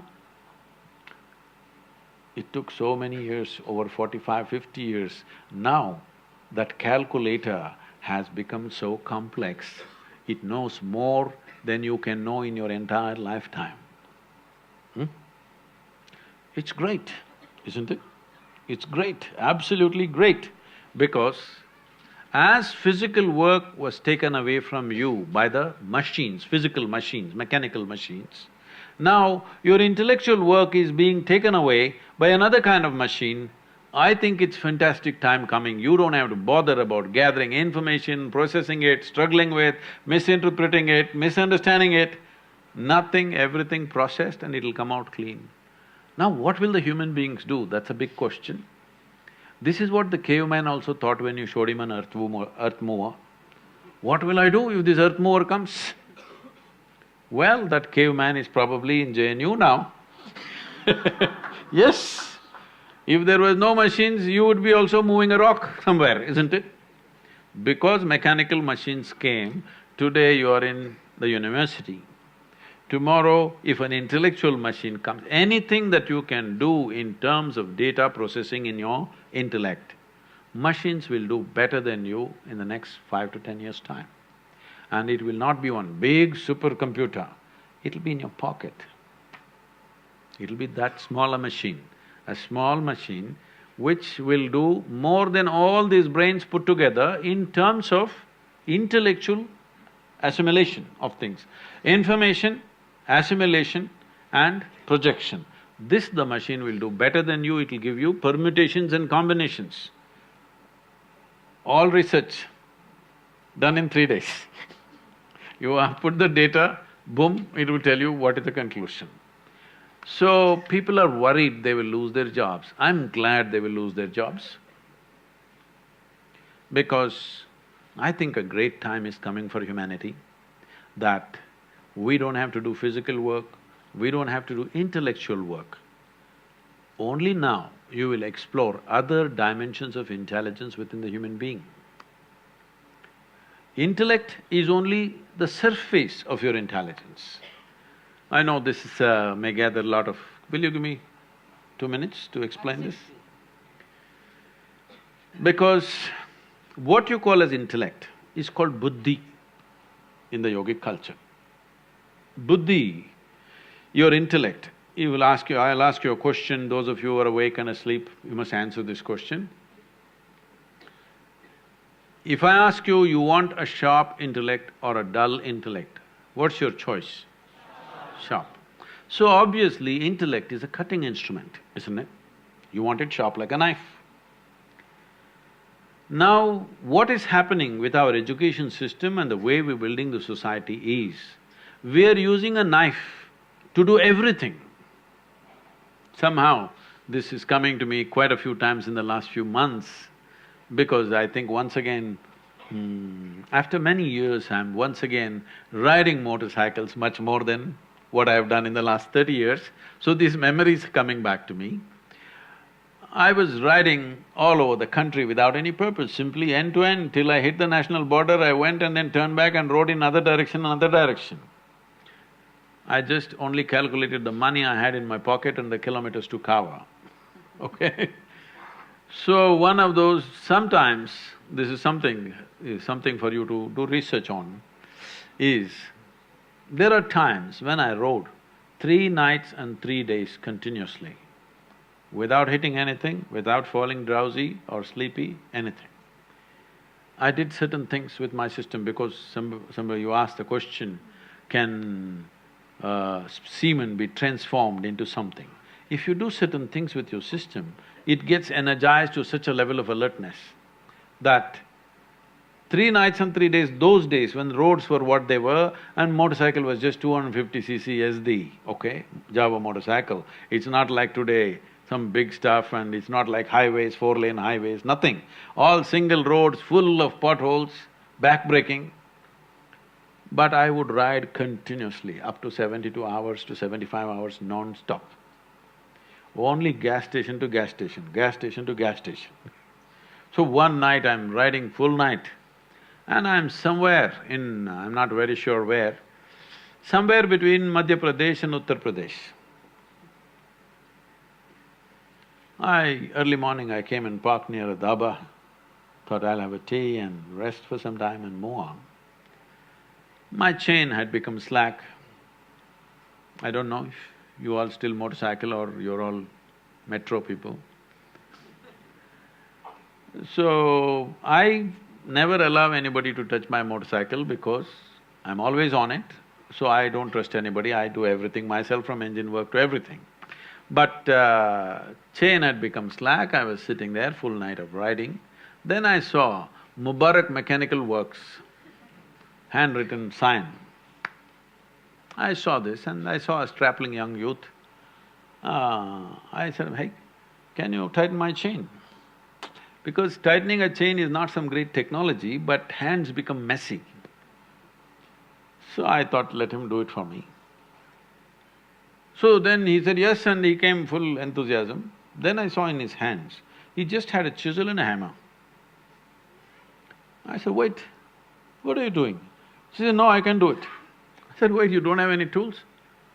Then I walked into his little shack, which is his garage. I went inside, there are only a few chisels and bigger and smaller hammers. This guy does everything with a chisel and hammer. Maybe he can do it, but after he does it, that's the last time you're going to fix that machine again. After that, it's done, okay? I said, you don't touch my motorcycle. Why I'm saying this is, right now our education system is like this. We are doing everything with one dimension of our intelligence, which is the intellect. Intellect is good only if it's sharp, otherwise it's no good. If you use a sharp instrument to do everything, then obviously you will be in tatters. This is why people are 30, 40, 50, 60 years of age, they still don't know how to handle their thought and emotion. When are you going to learn? Are you going to live for 10,000 years or so? When is it that you're going to learn how to handle your thought and emotion? You may call this stress, you may call this anxiety, you may call this misery, you may call this madness. Essentially, you do not know how to handle your own thought and emotion, that's all, isn't it so? This is because you're going on one wheel of intelligence. There are many wheels of intelligence, only one wheel is spinning, others are all stuck or you never explode. So it's very important that if artificial intelligence comes, everything that you can do intellectually, a little machine will do. Now I think human beings will explore other dimensions. I think I will become very significant. The sooner the artificial intelligence comes, the more significant I will become, because then they will come, what else can I do? There are many more things you can do. I am Kimsi Sonkar and I am a… Where are you? Oh, on the screen, okay. Yeah. I am sitting outside, I am a PhD scholar in JNU and I always have an ethical dilemma that when I eat the mess food, it is always not in the standard of like, we get the mood of eating, we don't want to eat, and I end up wasting a lot of food. So I want a solution. How do I make up my mind to eat the food which I feel I don't like at all? Because I see that there are people dying for a single grain of food and I am here wasting food, getting all the facilities, but still I can't eat that food. However hard I try to sell the mess worker that please put little bit. So, if you want a demo how you should eat this mess food, if you can. yeah, if you want a demo, you must take me out for dinner today at your mess.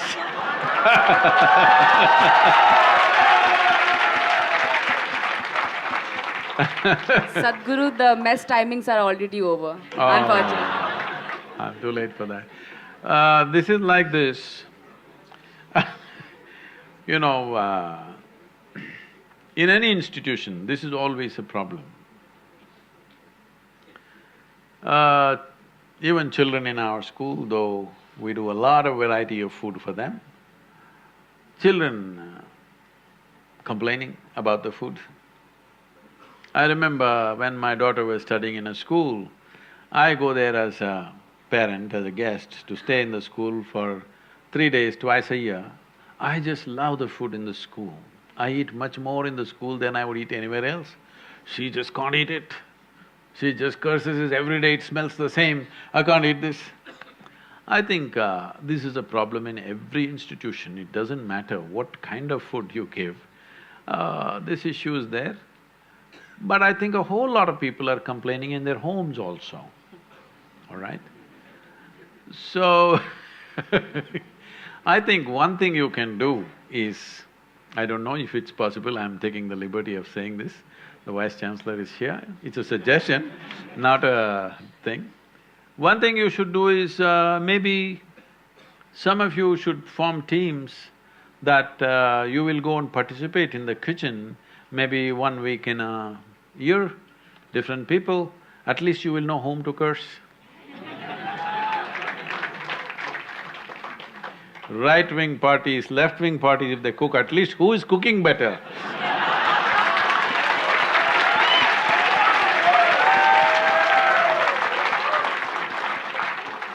Maybe things will happen, chemistry will happen if they cook well.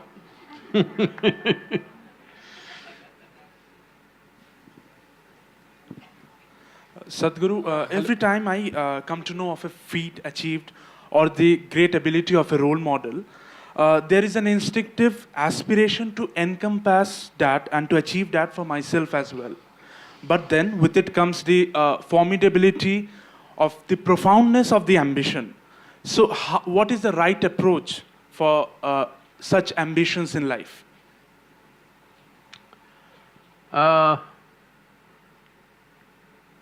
See, this role model business is a very Western idea that we've taken on to. Every human being is made in a unique way.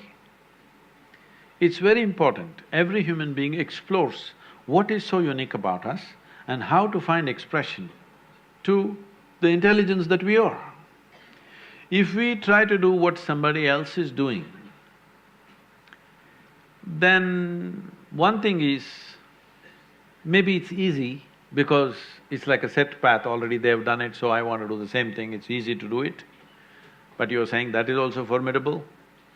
But the beauty of life is that you explore the full potential of who you are, not do better than somebody or do what somebody else has done. You being better than somebody is not of any consequence. Or you being like somebody else is also of no consequence.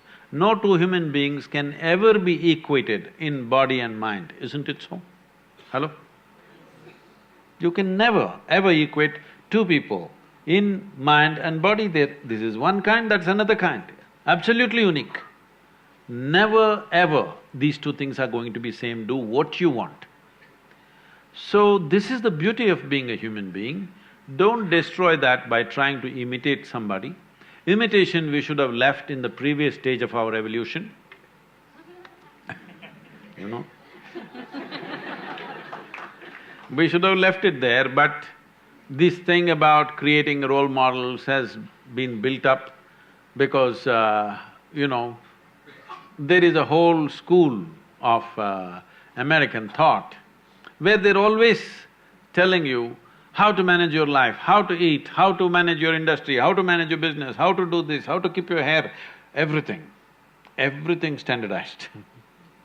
No, one person's hair and another person's hair are different. It can't be kept the same way, isn't it? Hello? It cannot be kept the same way. Forget about the head, even the hair. Hair is also unique, isn't it? So, people keep asking me, Sadhguru, you became like this, who is your role model? I tell them, see, I never rolled with models, so don't ask me such things. This role model business you leave, all of you, young people, you must do this in some way. You find a place which is supportive but not influencing you. No influence from the peers, no influence from your professors, no influence from your parents, no influence from society. Such a place you choose where you're well supported in terms of food and whatever. Spend at least 3 to 10 days, depending on what you need, and look at it, what is it that you genuinely want to do in your life? Is your life precious? I'm asking you. Yes. Is your life precious? Yes. If this is a precious life, in what do you want to invest this life? Please consider this. Don't do something that somebody else is doing. If this is a precious life, where do I want to invest this life? It is not a question of profession, it's not a question of becoming like somebody, it's not a question of earning or living like somebody. It is a question of what do I want to make out of this life? Where do I want to invest this life, in what? So look at this in as profoundly as you can. Today if you're taking a call on something, you look at it, in 25 years, will it still mean something to you, whatever you're planning to do today? In 50 years, will it still mean something to you? At the end of your life, if you look back, will you die a fulfilled human being? This is something you must consider, because this is your life and you said it's precious. If it's a precious life, it needs a certain amount of consideration and attention. Don't do what somebody else is doing. That's not the way to conduct your life.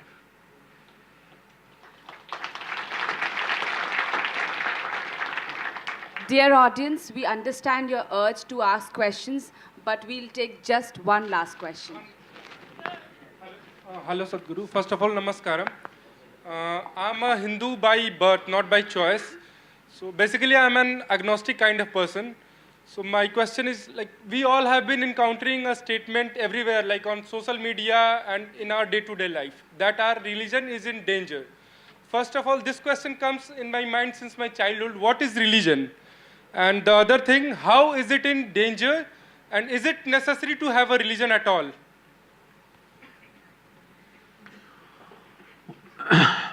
See, take a few minutes, he's asked a question. Sure.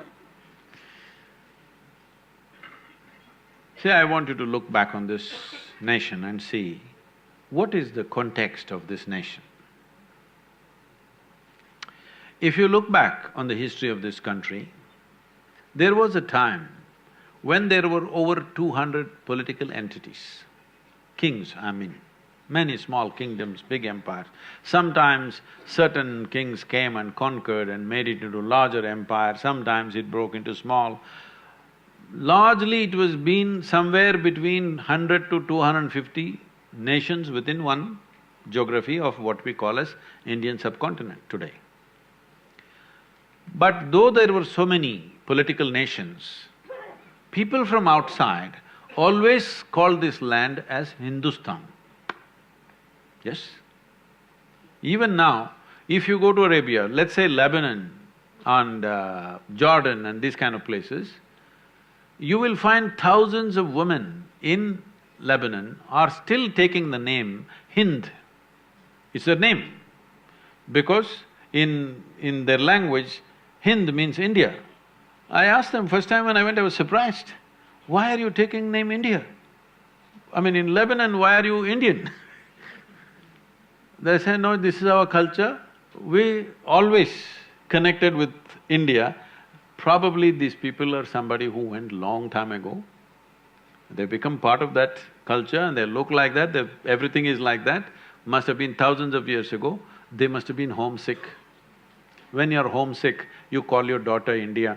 So at least I can call India, India every day because I'm missing my country So that tradition is still there. But even then they called Hind or Hindustan, though we were many nations within this subcontinent. Oh, okay. So why did they call this nation Hindustan is, one thing is it's a geographical identity. The land that lies between Himalayas and the Indus-Sagara, which is today called as Indian Ocean, they call this Hindustan. Himalaya and Indus-Sagara, between that is Hindustan. So geographical identity was given, but not political identity, not language identity, not religious identity. This is very significant because they could not figure out who the hell we were even then. As even today, you can't figure out who the hell you are, that's why you're asking this question. Even then, the same question as your Vice-Chancellor asked, Sadhguru, would you answer the question, who am I? So we still can't figure out who the hell we are. Because this has been a land of seeking, never a land of belief. If you want a religion, essentially, when somebody says, I'm religious, they always say, I'm a believer, isn't it? Let's explore this word belief. How many of you believe you have two hands? All of such people just at least raise one hand, please. Do you believe you have two hands or do you know you have two hands? You know. If somebody starts an argument with you and tries to prove to you you have no two hands, if their argument becomes too overwhelming, one slap in the face, he knows you got hands, isn't it? But there are so many things you believe in heaven, you believe in God, you believe in many things. Why do you believe? Simply because you have not become straight enough in your life even to admit what I do not know as I do not know. This is a serious problem. Whatever you do not know, you say, I believe. It is so human of you, so wonderful of you to see what you do not know as I do not know, isn't it? I do not know is a tremendous possibility. When you say, I do not know, genuinely within you, the longing to know, the seeking to know and the possibility of knowing becomes a living reality in your life. Otherwise, everything that you do not know, you believe. When you believe, it gives you instant confidence. Confidence without clarity is the most disastrous thing that has happened to humanity. Confidence. All kinds of idiots have confidence. When you don't know, at least you must have hesitation, isn't it? Huh? When you can't see clearly, you must have hesitation. When you can't see clearly, if you're confident, are you not a disaster? You are either a disaster for yourself or for everybody around you. So, this land was never ever identified with belief systems. This has always been a land of seekers. Seekers of what? Seekers of truth and liberation. Just now, yesterday I was at, the BHU in Kashi. You just see there, people are coming from all over the country and now all over the world. In search of what? Mukti. Freedom is the highest value. God has never been the highest value in this culture. All the people whom you worship are people who walked this land at some time, isn't it? And they were not superheroes. They did not drop from the sky or fly in the air or walk upon the water, nothing. Just same grind as you are going through, much more grind than you are going through. If you want to take the example of anybody, either Shiva, Rama, Krishna, whatever the main deity is in the country, let's take Rama because he's always in political dispute. He's still in a real estate problem.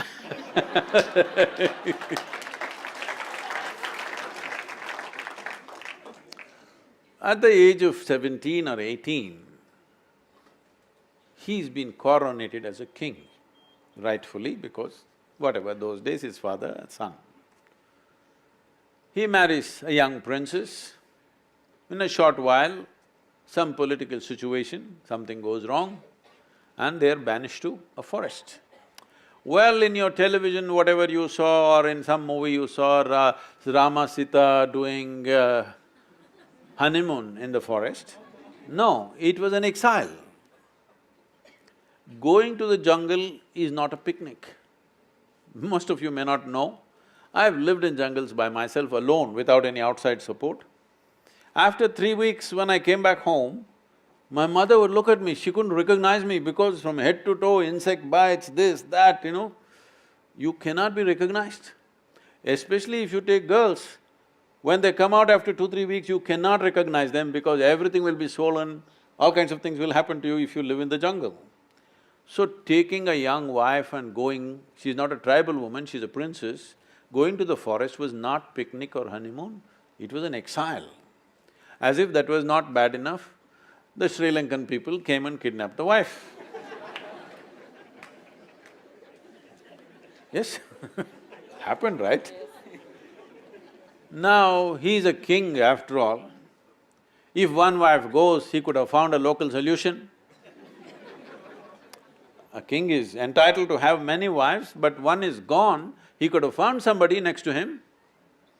But the man loves the woman so much. In those days, no GPS, you don't know where exactly Sri Lanka is located.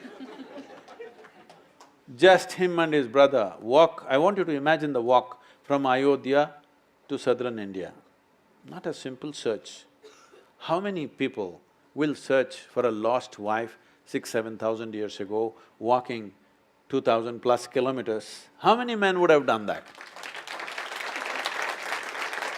So, he walked and formed a Tamil army, then went to Sri Lanka, burned down a beautiful city, fought a war, killed hundreds of people, got back his wife. If a man has to do this, that woman should mean so much to him to do such an act, isn't it? Then he brought her back. Again he became a king, again something goes wrong. By then she's pregnant. See, a king's wife or a queen being pregnant means it's not just a pregnancy, it's the future of the nation. It is a big thing, it's not a small thing. And he's a big emperor by then. But something goes wrong and he sends his wife to the jungle again. No sonogram, so doesn't know whether it's a boy or girl, boys or girls or what. It's not a small thing for a king. If it's going to be a son, it's important for the future of his everything. But he doesn't know, sends his wife away to the jungle. Then she delivers 2 boys, he doesn't know. If something really horrible has to happen in anybody's life, knowingly or unknowingly you kill your own children, this is the worst thing that can happen to you, isn't it? He almost killed his own children. He fought a battle with them, nearly killed, he had intent to kill, not knowing they're his children. Fortunately, it did not happen. But anyway, he never again saw his wife, she died in the jungle. You don't call this a success story, isn't it? Hello? You don't call this a success story. Then why are we worshipping this man? Why is this man celebrated as a great whatever? Simply because no matter what life threw at him, most people would break if one of those situations happened in their life. He is a serial disaster. But in spite of all this, he did not become angry, he did not become resentful, hateful, he managed his balance all the time, did not withdraw, active, doing the best he can, and that's about it. And after he came back from Sri Lanka, he did something fantastic. After having killed Ravana, he wanted to take a year of penance in the Himalayas. Lakshmana, his brother said, "Are you crazy? You killed the man and we had to kill him, he took his wife, your wife. So why do you have to do penance for that man?" He said, "See, he had 10 qualities. The 9 qualities I killed, I have no regret. But he was also a great devotee and I killed that also along with everything else. For that I have to do penance." Because the man is free from whatever is happening around him, you throw the most horrible things at him, he is just who he is. This freedom is called Jivan Mukti. It is for that freedom that we bow down to him, not because he's a great hero, not because he's a great success. So, in this culture, the only valuable thing is that you attain to freedom from the process of life. What life throws at you is never your choice. It will throw all kinds of things at you. What will you make out of it? This is your choice, isn't it? So we always told you in this culture, never in this… now people are beginning to say this Uparwala business. Otherwise, in this culture, we always told you, your life is your karma. Yes or no? What does it mean to you? It simply means your life is your making. Nobody up there sitting and managing your life. Well, you're on a round planet and the damn thing is spinning, you don't even know which side is up. Hello? Do you know which side is up in this cosmos? I'm asking you. Is it marked somewhere, this side up? So you do not even know which side is up, but you know who is up. This is a serious problem. No, it's not a laughing matter because it's taking lives. It's taking lives does not mean people are being killed, that's also is happening, that's a different matter. But it's taking lives because instead of creating your life, you're looking up and walking. When forever we told you, your life is your karma, what you make out of it is all there is. What is thrown at you is not in your hands, what you make out of it is 100% yours. So the idea is just this, the fundamental ethos of this culture is not religion. This is a godless country, I want you to know this. There never been the god up there. We worship a few people. It's very appropriate, today people are saying Tendulkar is cricketing god. Whoever excelled in any aspect of life, beyond a certain point, which we considered is normal human being, if somebody excelled, then we say, oh, he's godlike, he's a deva. This word God as a supreme entity never has been here. Here we are always talking about those who have excelled beyond what we normally consider as human, as devas. That's why we have 36 million gods and goddesses. You must create more, there's no problem. Because after all, this is the only and only culture on the planet which understands God is our making. Everybody thinks they are God's making. Right now, Vinayak Chaturthi celebrations are going on around the country. See, this is a classic example where we create the god, we will put him there, next 10 days or 1 month, whatever, our entire life is around him, full emotion, bhajan, dance, music, whole thing. But when the time comes, we go and dissolve him in water. We made the god, we worshipped him, we enjoyed it, we enthused ourselves in a big way using him. When we are done, we dissolved him. This clearly shows you we have an innate understanding God is our making, isn't it?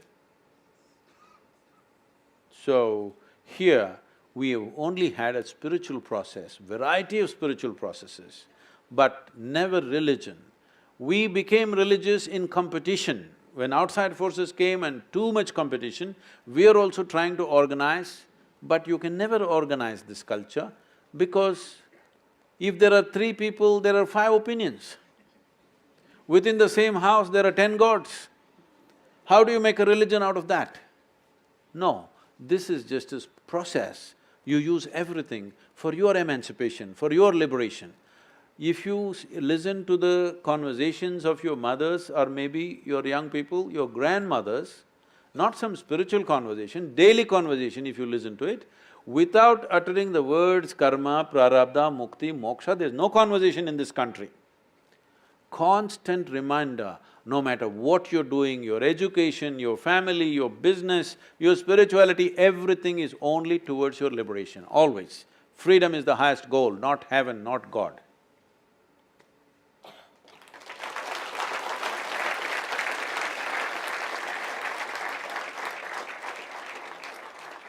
Sadhguru, you leave us with a lot of thought to ponder upon.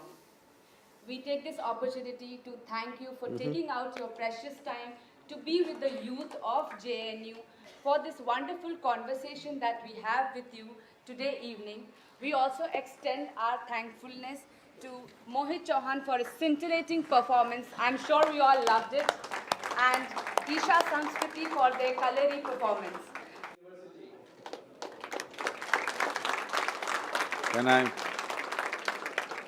Can I just say a few words to it? I'm okay. I would like to take this opportunity to just remind all of you, you're just, as you said, 8,000 people, 5,200 in research and others in other kinds of studies. But I want you to understand, you are just a few privileged ones among millions of youth in this country. You have this privilege of being in a premier institution like this. The kind of facility and what you have here, most people in this country don't even dream about it, okay? So, for yourself, see, you must understand this.